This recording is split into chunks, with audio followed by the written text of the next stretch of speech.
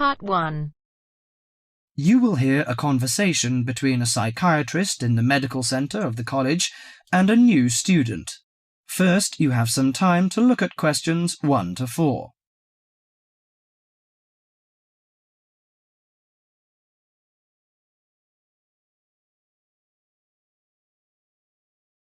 Now listen carefully to the conversation and answer questions 1 to 4. Hello, sit down, please. Thank you. Now, you are a new patient, aren't you? Yes, that's right. Okay, so I'd better get some basic details down first. Right, we'll start with your name. Martin Hansen. Do you spell that S-O-N or S-E-N? Hansen. Okay, and you're a first-year student? Yes, I am. Study in? Electronics, actually. I hope you enjoy it. Thanks. And your address? 2805 Hesperian Avenue, Hayward. 2805 and Hesperian. Yes, that's Hesperian. Hayward, Hayward. And your phone number? 734-246-55. 734-26455. No, you got the 6 and the 4 the wrong way round. It's 24655. Huh? Sorry, right. And, when were you born? The 15th of June, 1986. Here in New Zealand? No, I was born in Sydney.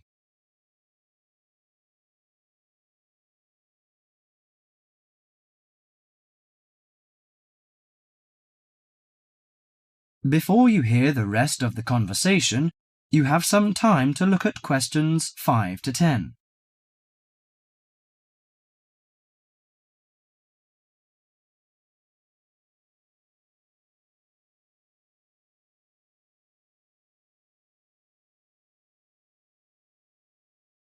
Now listen to the conversation and answer questions 5 to 10. Good. So, what's your problem? Well, frankly, I wonder whether it is a problem. I get the blues, and it lasts for quite a while. I don't know how to... Yes, we all feel sad or get the blues now and again. Generally, our sadness lessens in time, and with the support of friends. However, if the depression leads to difficulty in thinking and greatly disrupts your daily routine, it can be evidence of a psychiatric problem. What do you feel exactly? I always feel sad and worthless. I find it hard to fall asleep and wake up early in the morning. How long has it lasted? Nearly half a month. Do you feel fatigue or loss of energy? Or you may have lost interest or pleasure in usual activities? Yes, sometimes. At first I thought I could overcome it by myself, but I failed, and I'm so glad that you came here. It seems that you are suffering mild depression from your symptoms. Depression? Yes, I feel depressed sometimes. But why would I... Depression may occur as a result of biochemical changes in the body. Alcohol, amphetamines, cocaine, and LSD can bring on depression. Those who have a family history of depression usually have a greater risk of depression. Sometimes the worrying changes in life can lead to depression. I see. I had a really bad breakup of a love relationship. It makes me feel hopeless. Do you think I need some treatment? Yes. Antidepressant medications are often used to treat depression, if it is serious. But I don't suggest them at first because of the side effects. I suggest psychotherapy, which can give you support and help you regain control. So do I need to come here every day? No, I will arrange counselling sessions for you, which will last 12 to 20 weeks. You come here once or twice each week. The psychotherapy is directed at helping you gain insight and understanding about events in your life, which may have contributed to your depression.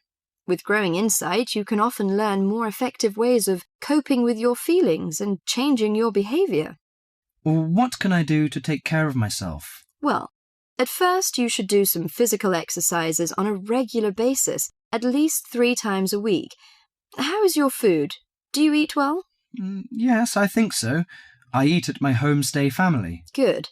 Find a hobby or a positive recreational activity to participate in once or twice a week.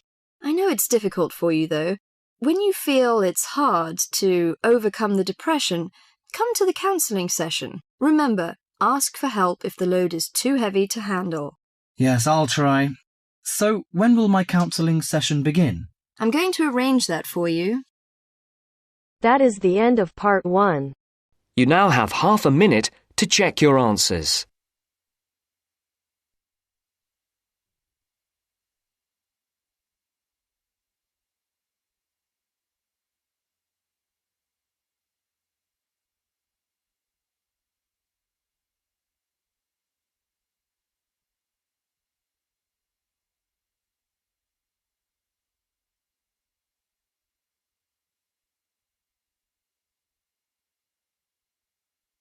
Now turns to part 2. Part 2. Listen to the news report about a robbery and then complete the notes from the detective's notebook. First, you have some time to look at questions 11 to 17.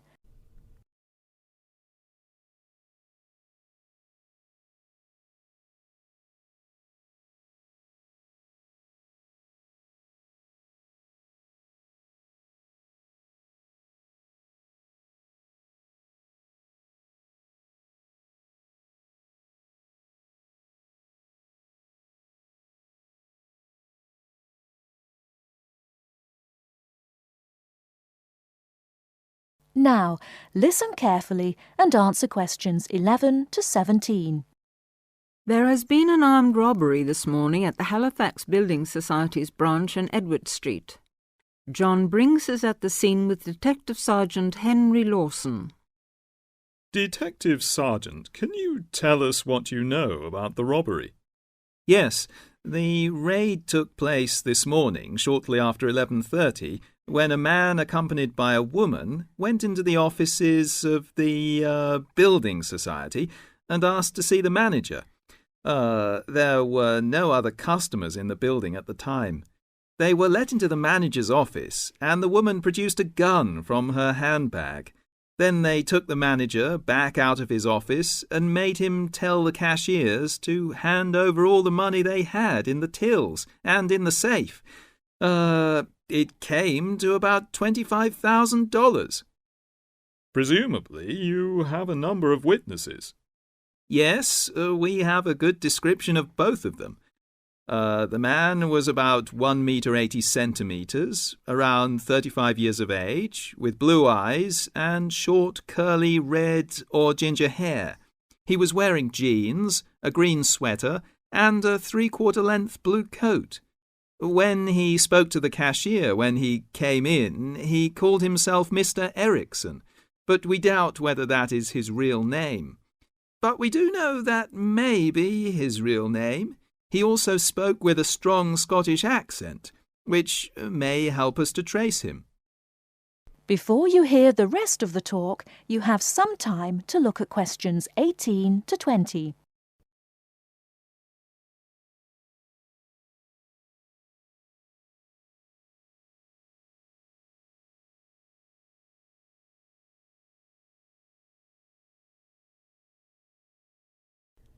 Now listen and answer questions 18 to 20.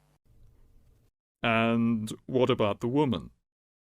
Now, she is in her early 20s, slim and quite tall, about 1 meter 70 centimeters. She was wearing a long white raincoat, which was quite loose-fitting, and which she didn't take off.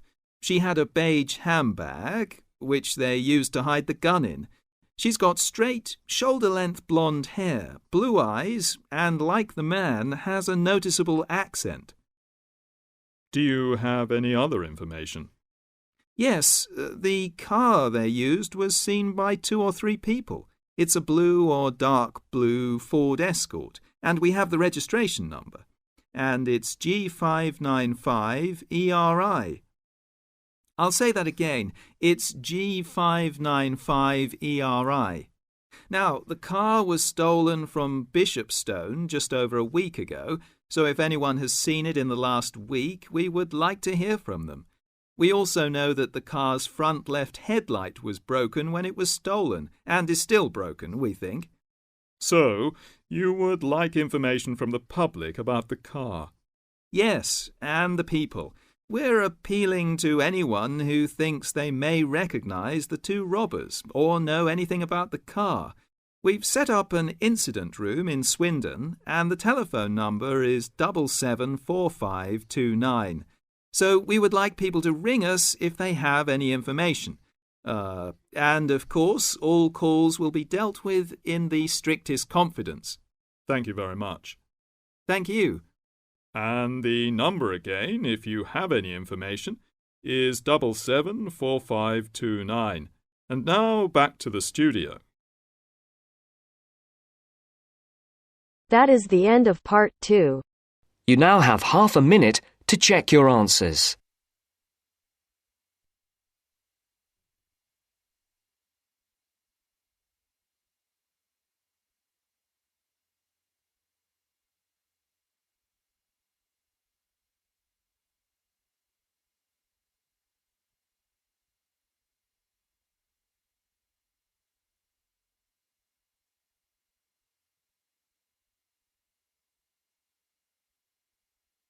Now turns to part 3. Part 3. You'll hear an introduction about canoeing. First, you have some time to look at questions 21 to 24.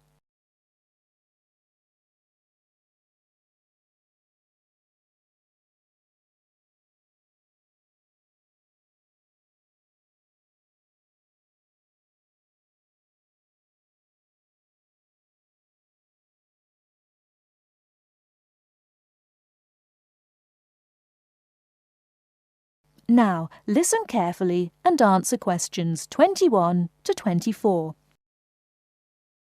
Have you imagined paddling around on a river in a small boat? Canoes, which are narrow boats and usually hold 1 or 2 people at the most, are particularly well known for being unstable and turning over in the water. But more and more people enjoy this dangerous sport. Today, Cynthia Bocci, an adult education teacher and an addict of canoeing as well, will share her experience of canoeing with us. Cynthia, when did you begin this sport? Well, I started it 6 or 7 years ago, and soon I got attracted by the exercise. I have to admit that it brings me great fun. It's become part of my life.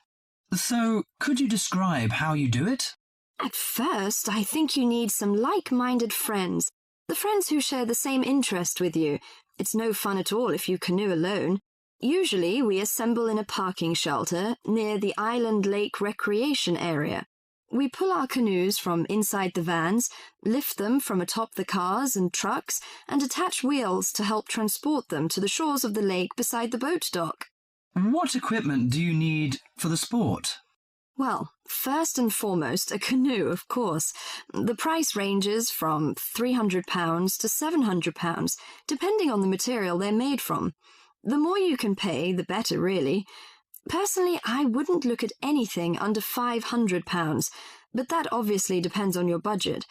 You also need a hard helmet to protect yourself against rocks when you fall out of the canoe, and believe me, that is very likely to happen. Because of this, it's a must for a beginner to wear a wetsuit. Oh, bathing suits don't work really. Sometimes a life jacket is a necessity in case you fall into water and no one else is nearby. Before you hear the rest of the talk, you have some time to look at questions 25 to 30.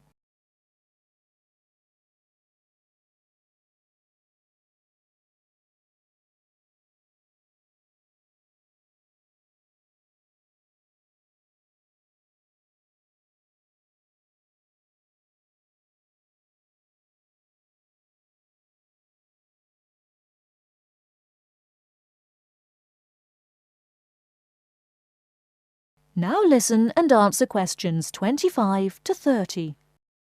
Think it's all worth it? Absolutely. I just love it. It's exciting, exhilarating, yet it's peaceful and it's calm. You can work as hard as you want to, or you can take it easy. In addition to having fun, canoeing offers a workout without realizing you're working out. Besides being a great exercise, which is good to heart and lungs, you gain strength and mobility. You build strength not only by paddling, but also from lifting and carrying your canoes. You can also exercise your mobility.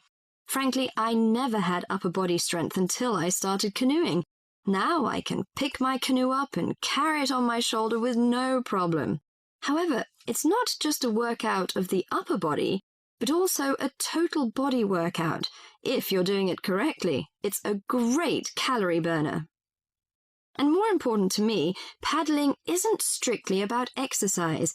It's as much about the peace and relaxation that comes from being out on the water. I saw it described on a brochure as liquid medicine for the soul, and that is so accurate. It allows you to take a mental break from your ordinary routine. It's a lot of fun and you meet a lot of great people. We connect on the waterways by responding to email invitations, posting on websites and club announcements. Also, it's a great way to get an up-close view of nature. You can sneak up on wildlife. I've been right next to ducks, deer, and all kinds of birds. You just get a different view than you can get on land. I especially enjoy camping by canoe. It's like backpacking without having to carry a pack on your back. You can put everything you need in the hatches of the canoe. Have you experienced this kind of camping? Well, whatever you say about this sport, it's never dull. I think on one level it's a serious activity and you can become a real champion, but it's a small group who take it that far. But for most, it's a fantastic sport for anyone who likes adventure. That is the end of part 3. You now have half a minute to check your answers.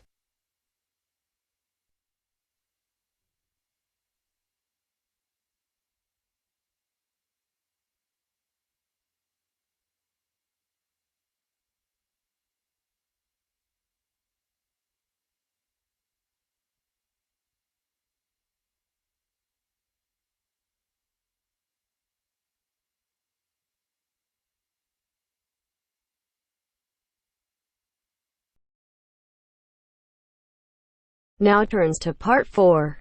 Part 4. You'll hear an introduction about the tutorial courses of the physics school. First, you have some time to look at questions 31 to 40.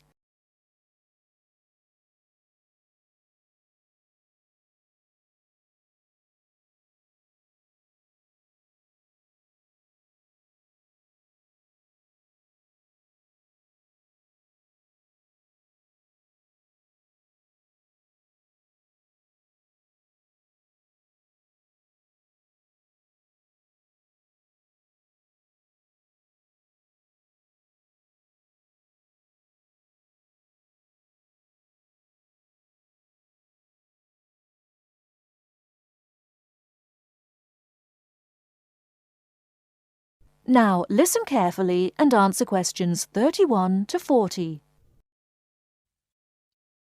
Welcome to Orientation Week. This is the physics school session, and we'll welcome Professor Smith, the head of the school, to introduce you to the tutorial system. Welcome, Professor Smith.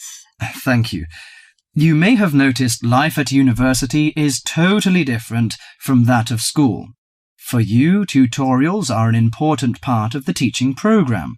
Tutors are the primary contact between undergraduate students and the school. A tutor is the student's personal tutor as well as their academic tutor. Tutorials for physics undergraduates consist of 6 students who meet each week with their tutor for at least 50 minutes. For radiographer students, tutorials will normally consist of a group of about 10 students who will meet fortnightly with their tutor for a period of at least 50 minutes. In the first semester, the tutorials are during weeks 1 to 11. For semester 2, they are during weeks 14 to 24. Everybody involved is expected to be present and on time, and the tutor will also be available in week 12 and 25 to discuss problems that arise during revision, but attendance by students is optional. Now I'm going to introduce to you the stages and activities of the tutorials. The induction period is from week 1 to 3. I know that a significant minority of you experience culture shock during your first few months at university, and the important function of this stage is to identify students who are having difficulty integrating into the academic program. In particular, tutors should check your attendance of lectures, tutorials, laboratory sessions, and this sort of things. Tutors also help you tackle work in a systematic and effective manner. Stage 2 begins from the 4th week. Some tutorials of this period are to be devoted to discussion or going over the students' lecture notes, but approximately 50% of tutorial time is to be devoted to coursework. You should finish the weekly homework assignments of 2 hours duration with at least 50% involving written work. At least 8 homework assignments during the year should involve answering problems set on coursework. The written work collected by the tutor should be marked within a week of handing in, and generally the assignments should be graded. The 3rd stage starts from week 8 till the 10th. During this period, math and 4 core physics programs are included. The majority of tutorial time should be devoted to work which supports the lecture programs and laboratory work. At least 60% of homework assignments should involve written work. The assignment may involve writing an account of or notes on a specified range of topics. The written work should also be marked and graded. Short oral presentations by students should be included. They are possibly on general physics topics or essays. The last week's personal development planning is a structured and supported process. The primary objective for PDP is to help you to become more independent and confident, self-directed learners and encourage a positive attitude to learning throughout life.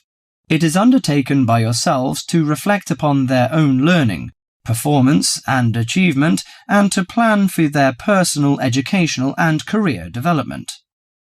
Finally, if without evidence of good reason you miss more than 2 sessions during a semester, or if the tutor is not satisfied with your progress, the matter must be immediately referred to the program director, who will normally issue formal warning, verbal and written. This will inform you that your place at university is under threat of withdrawal if no improvement is made. That is the end of part 4. You now have half a minute to check your answers.